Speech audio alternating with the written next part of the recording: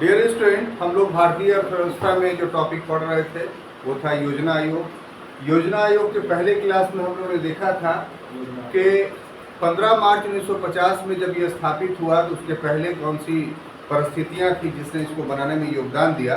तो उस क्रम में हम लोगों ने पढ़ा था कि विश्वेश्वरैया प्लान था, और जो कांग्रेस की सरकारें बनी थी 1938 में, उन 8 उद्योग मंत्रियों का कांग्रेस प्लान था। उसके बाद मुदालियर कमेटी बनी थी, फिर बॉम्बे आयोग बना था, फिर उसके बाद जो है वो पीपुल्स प्लान और भी सर्वोदय प्लान, ये सब प्लान था जिसके माध्यम से पृष्ठभूमि तैयार की गई। तो पिछले क्लास में हम लोगों ने सिर्फ योजना आयोग के बैकग्राउंड को पढ़ा था। आज के क्लास में मुख्य रूप से हम लोग देखेंगे कि योजना आयोग क्या है और क्या काम करता है। ठीक है, तो इस क्रम में एक आयोग का नाम आपको पूर्व में पढ़ना है, वो है नियोगी आयोग। ठीक है, नियोगी कमीशन एक नियुक्त हुआ था, और इस नियोगी कमीशन ने 1949 में कब एक रिकमेंडेशंस किया, एक संस्तुति किया, और वो रिकमेंडेशंस क्या था, तो योजना आयोग के निर्माण पर, और इसकी संस्तुति के आधार पर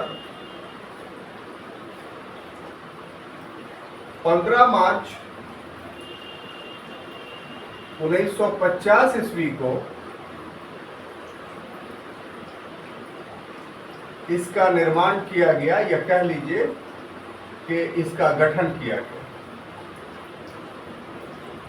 और योजना आयोग का जो निर्माण किया गया वो मंत्रिमंडल के एक प्रस्ताव के माध्यम से, जिसका मतलब क्या हुआ कि इसके लिए कोई कानून नहीं बना, कोई संवैधानिक व्यवस्था नहीं की गई। इसलिए इसका स्वरूप अगर हम लोग कहेंगे तो ये असंवैधानिक,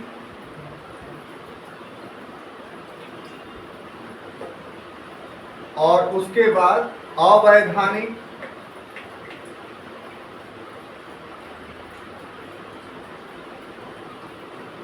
और उसके बाद इसका स्वरूप है सिफारशी,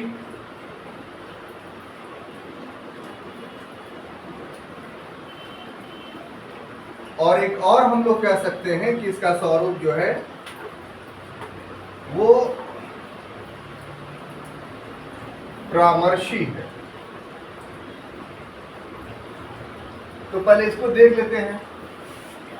तो हम लोगों ने प्रीवियस क्लास में, पूर्व के क्लास में जो बातें पढ़ी कि भारत में योजना आयोग की पृष्ठभूमि स्वतंत्रता आंदोलन के दौरान ही तैयार हो रही थी, और स्वतंत्रता आंदोलन के दौरान तैयार होने के पीछे जो मूलभूत कारण था वो ये था कि वैश्विक अर्थव्यवस्था से भारत प्रभावित हो रहा था। विश्व में जो 1929 ईस्वी की मंदी चल रही थी, और उस मंदी से रूस को छोड़ करके बाकी सभी देश प्रभावित थे, तो भारत भी प्रभावित हुआ। इसलिए भारत के स्वतंत्रता संग्राम में भाग लेने वाले जो नेता थे, जिनका संबंध अर्थव्यवस्था से बहुत कुछ जुड़ा हुआ था, उन लोगों ने भारत में भी प्लानिंग का, आयोजन का विचारधारा को रखा था।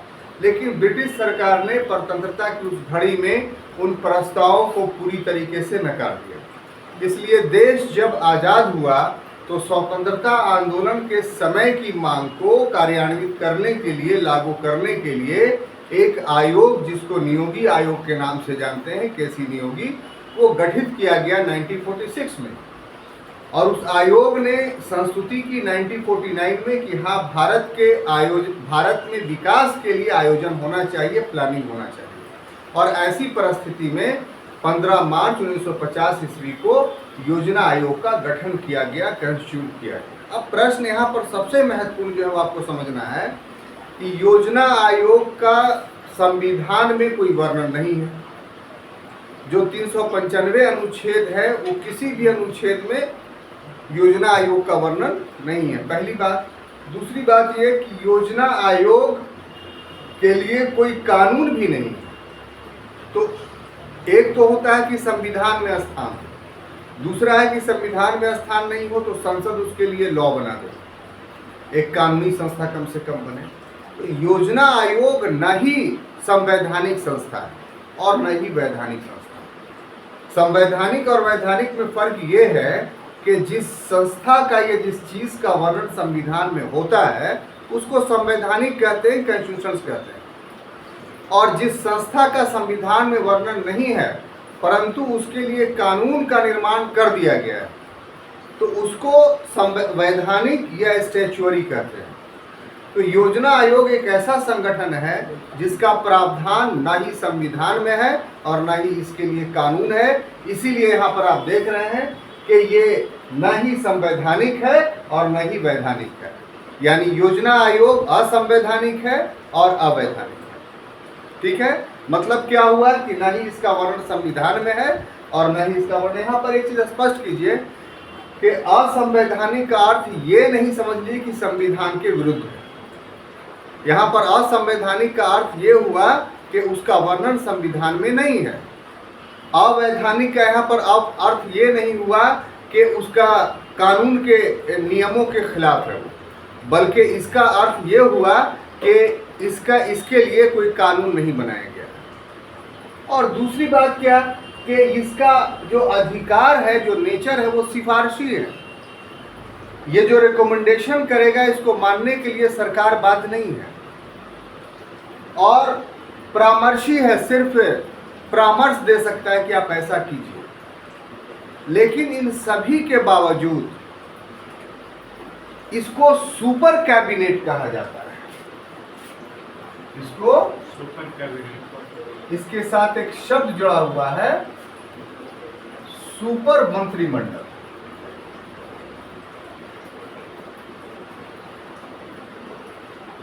यानी सुपर कैबिनेट। अब प्रश्न ये उठता है कि इसको हम लोग सुपर कैबिनेट क्यों कहते हैं?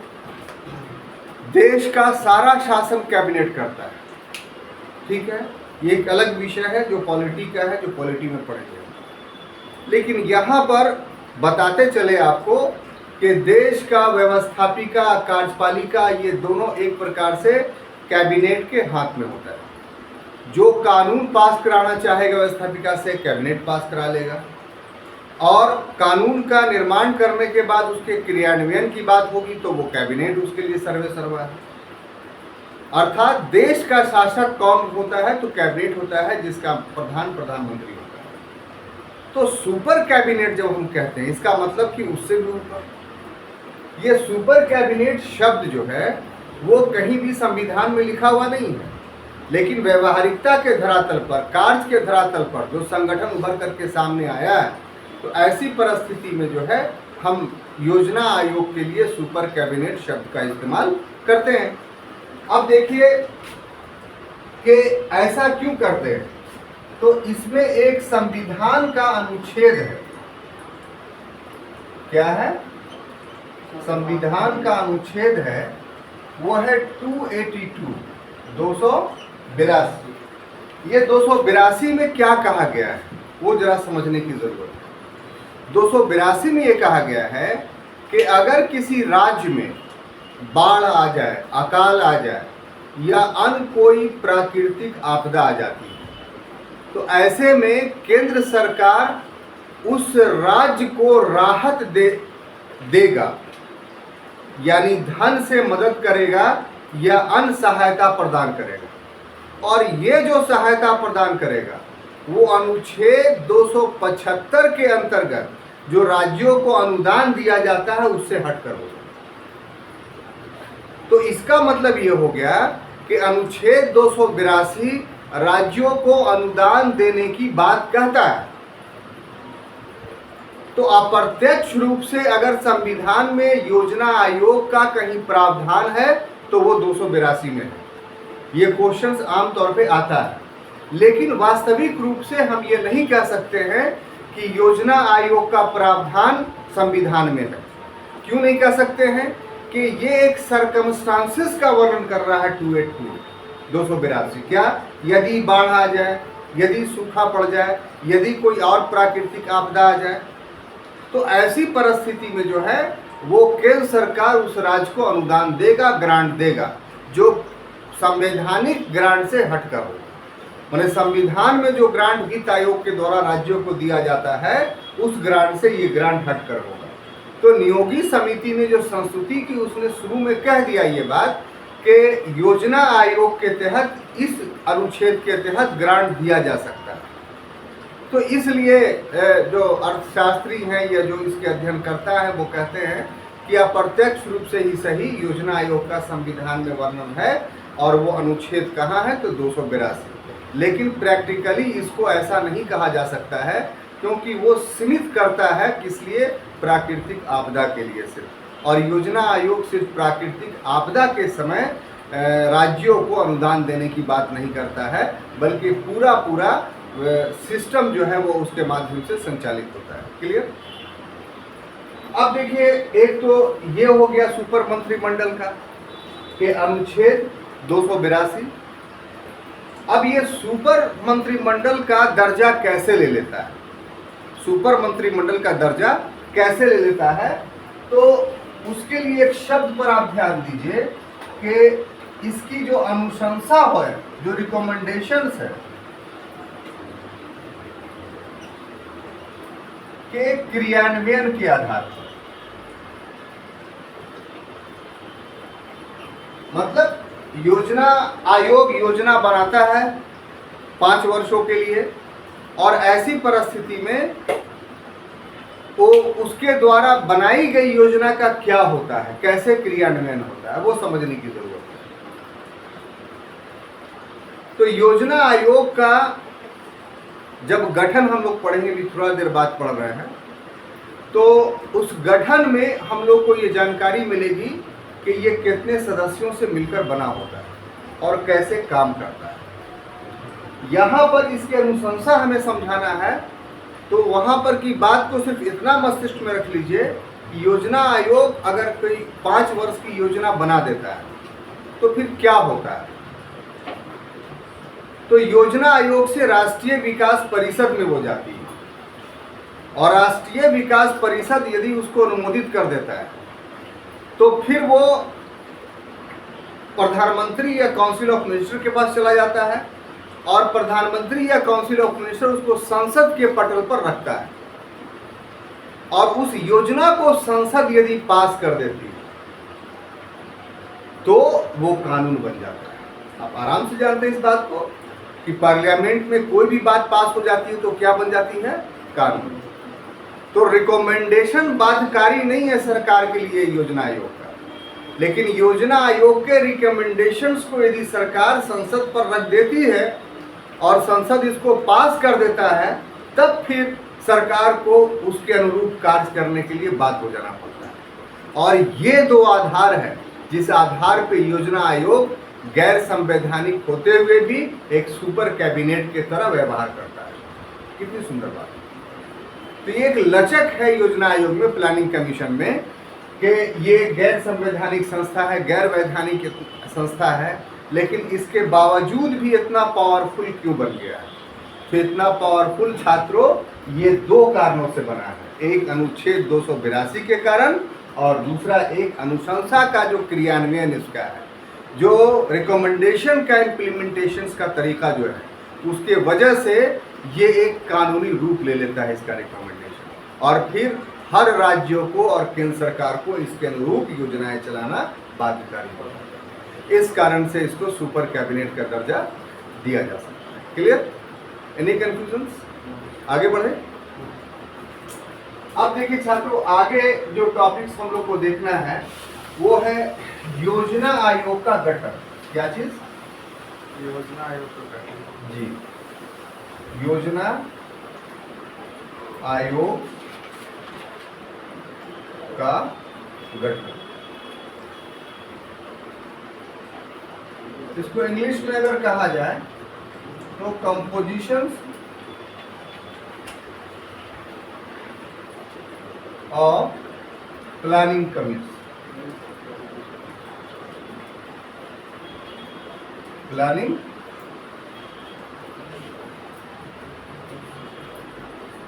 कमीशन। ठीक है,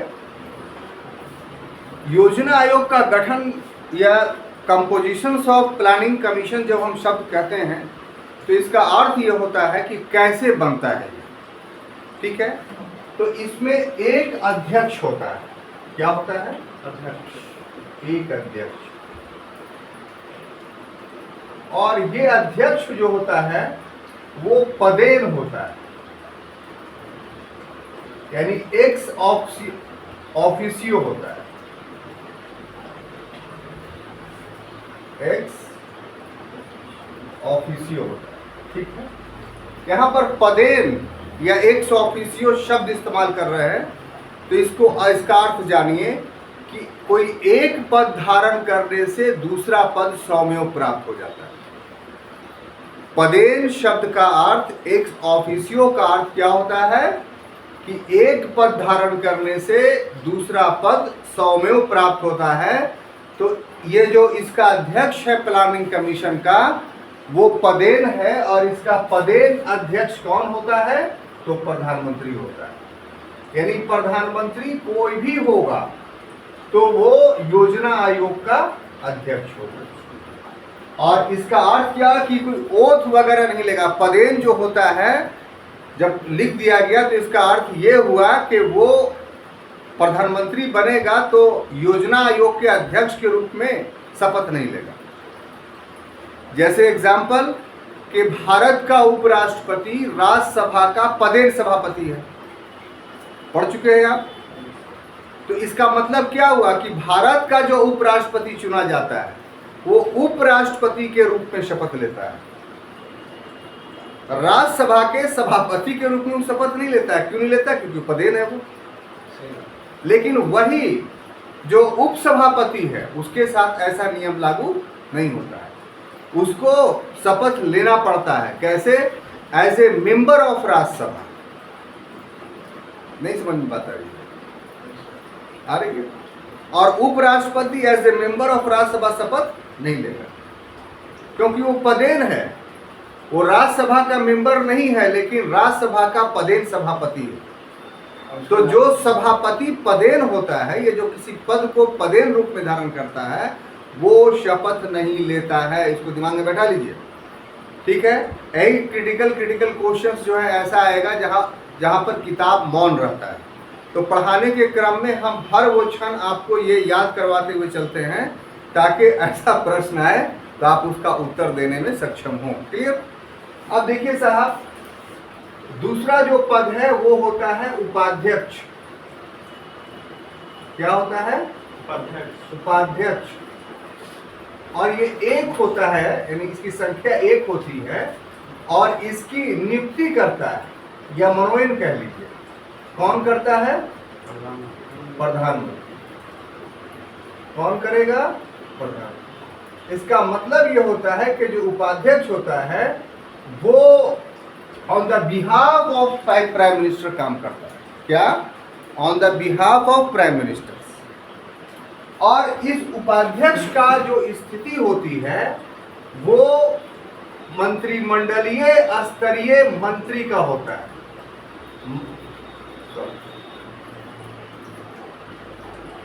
मंत्री मंडलीय स्तर के मंत्री का होता है। बात समझ में आई? यानी जो कैबिनेट रैंक मिनिस्टर की सुविधाएं हैं वो सारी सुविधाएं जो हैं या विशेषाधिकार वो योजना आयोग के उपाध्यक्ष को प्राप्त होगा। क्लियर? अब देखिए साहब, तीसरा जो इसका गठन में जो महत्वपूर्ण भूमिका निभाता है वह है 3 पूर्णकालिक सदस्य। 3 पूर्णकालिक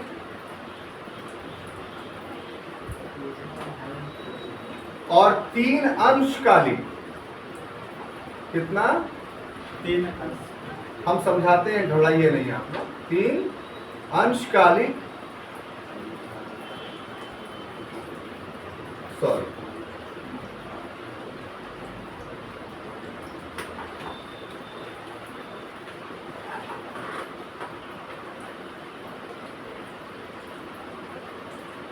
ये क्या होते हैं? तो सदस्य होते हैं। और ये सदस्य राज्य स्तरीय मंत्री का दर्जा रखते हैं।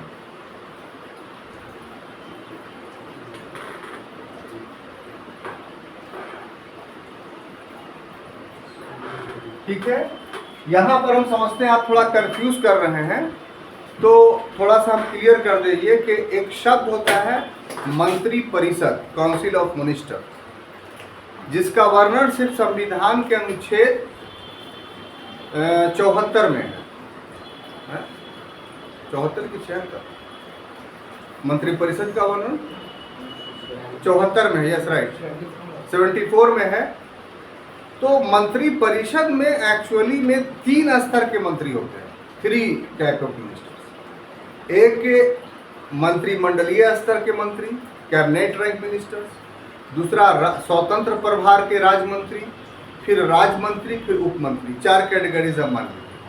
तो डिसीजन मेकिंग जो होता है ना, यानी सरकार का फैसला, वो कैबिनेट रैंक मिनिस्टर्स के लोग लेते हैं, राज्य स्तर के मंत्री उसमें शामिल नहीं होते। स्वतंत्र प्रभार के राज्य मंत्री जो होते हैं वो शामिल होते हैं, लेकिन राज्य मंत्री शामिल नहीं होते हैं। और भी स्वतंत्र प्रभार के राज्य मंत्री उस समय कैबिनेट में शामिल होंगे जब उनके विभाग के विषय में कोई मामला आएगा तब। और राज्य मंत्री सहयोग करते हैं किसके? अपने कैबिनेट रैंक मिनिस्टर का। और उप मंत्री किसका सहयोग करते हैं? राज्य स्तर के मंत्री का। तो ये हायरार्की कैबिनेट का होता है। तो उसमें सुविधाएं सबकी अलग अलग हैं, ठीक है, प्रिविलेज सबकी अलग अलग है।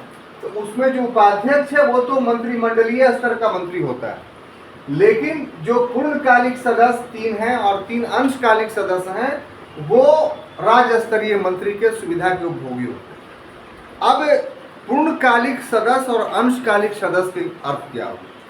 तो देखिए, योजना आयोग वर्तमान समय में एक बहुत बड़ा संगठन है, देश की अर्थव्यवस्था का मेरुदंड है, स्पाइनल कॉर्ड। भारत में जो भी नीतियां बनती हैं अर्थव्यवस्था के क्षेत्र में, वो सब का नियंता या निर्धारक योजना आयोग है। इसीलिए इसके लिए दिल्ली में एक बहुत विशाल योजना भवन बना हुआ है।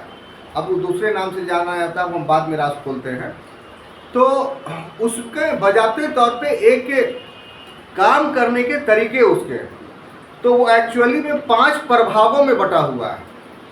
जो योजना आयोग है, प्लानिंग कमीशन जो काम करती है, वो 5 कैटेगरी के वर्क उसके होते हैं, जिसमें पहला जो उसका संभाग होता है उसको हम लोग बोलते हैं सामान्य खंड। उसके बाद होता है विषय खंड, उसके बाद होता है समन्वय विभाग, फिर विशेष विकास कार्यक्रम विभाग और फिर मूल्यांकन विभाग।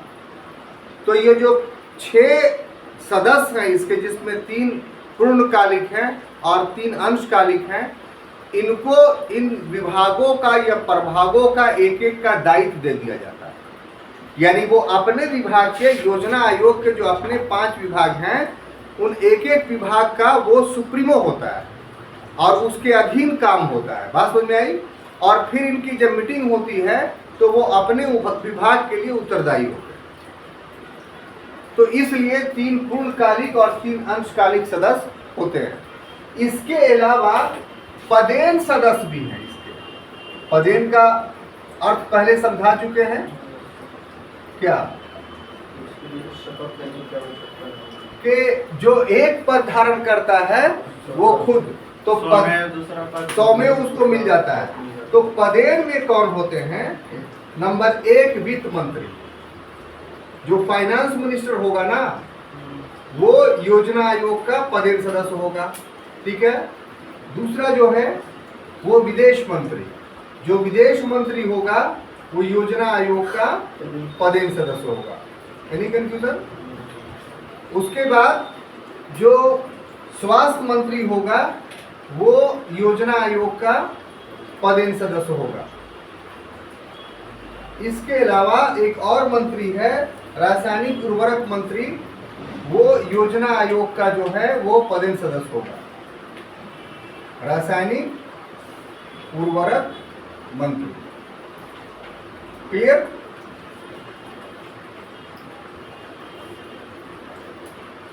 अब इसके बाद एक और होता है मुख्य कार्यकारी पदाधिकारी।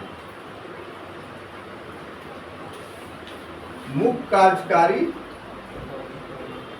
पदाधिकारी यानी इसको इंग्लिश से बोलेंगे चीफ एग्जीक्यूटिव ऑफिसर, जिसका एब्रिविएशन होगा सीईओ।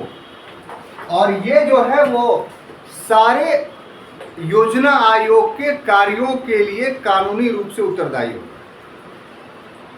काम सब करेंगे, लेकिन योजना आयोग का आदेश या योजना आयोग का काम तभी माना जाएगा जब उस पर सीईओ का हस्ताक्षर हो। जैसे आपको एग्जाम्पल गया कॉरपोरेशन है, तो गया कॉरपोरेशन में 54 वार्ड हैं, 54 काउंसिलर हुए, एक मेयर हुआ, एक डिप्टी मेयर हुआ, सब हुआ।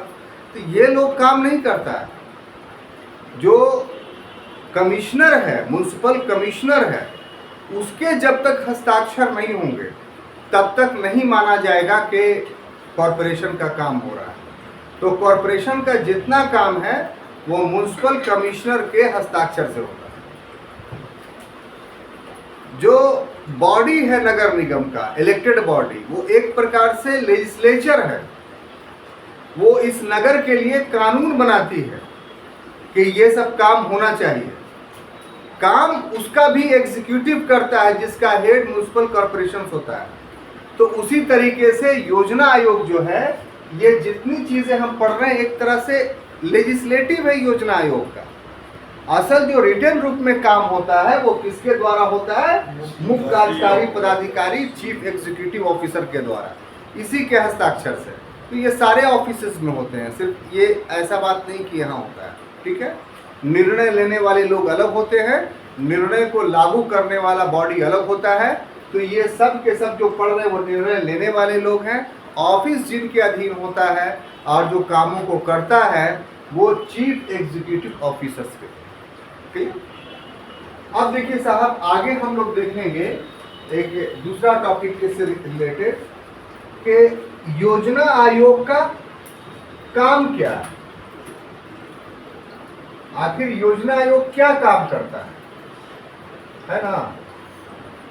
योजना आयोग के कार्य के कौन कौन से काम वो करता है, इसको भी बिंदुवार हम लोग देखते हैं। सबसे पहले भौतिक संसाधन,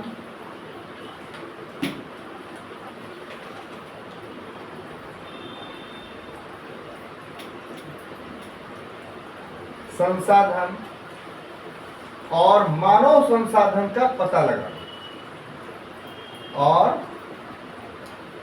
मानव संसाधन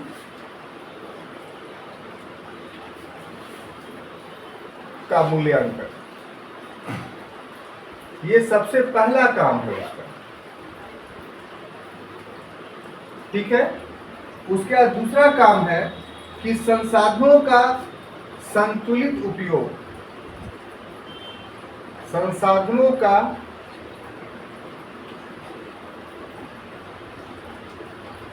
संतुलित उपयोग।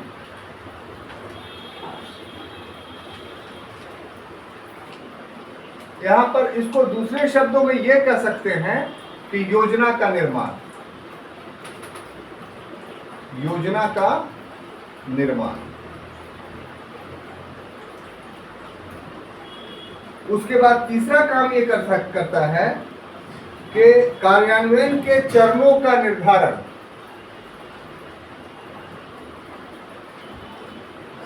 कार्यान्वयन के चरणों का निर्धारण करेगा ये।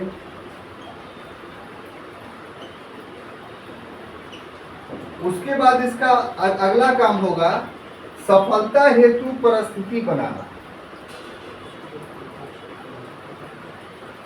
सफलता हेतु परिस्थिति बनाना।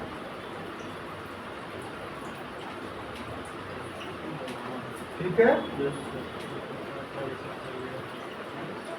उसके बाद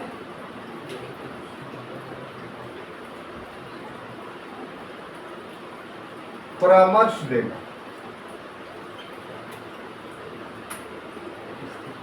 तो योजना आयोग जो है आखिर करता क्या है, क्या काम करता है? तो योजना बनाता है।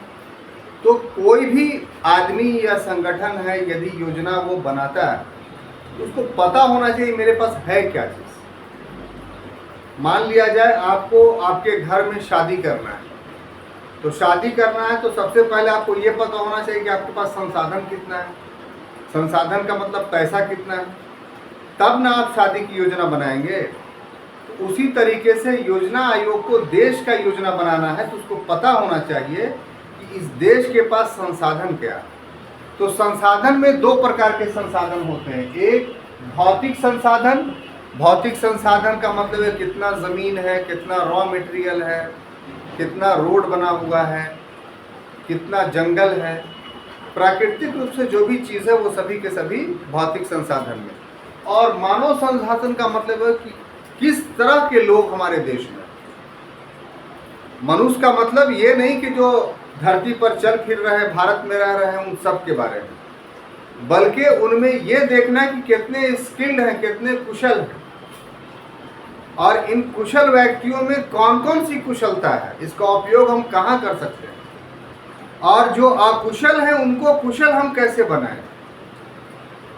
तो अगर योजना आयोग अकुशल मानव संसाधन को कुशल बनाने का प्रयत्न करता है तो इसका मतलब ये हुआ कि वो संसाधन को बढ़ा रहा है।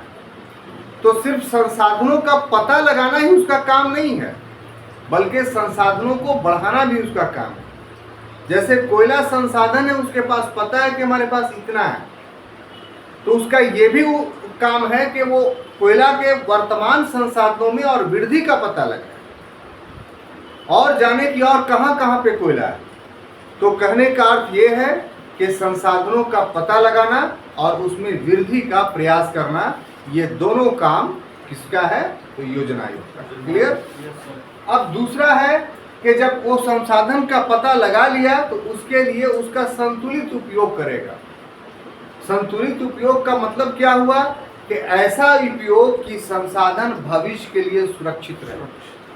ऐसा नहीं कि हम फिजूल खर्ची करके अपने जीवन काल में उन संसाधनों को समाप्त कर दें। अर्थात योजना बनाना इसका दूसरा कारण। और जब योजना बन गया तो बने हुए योजना का चरणबद्ध ढंग से कार्यान्वयन करना।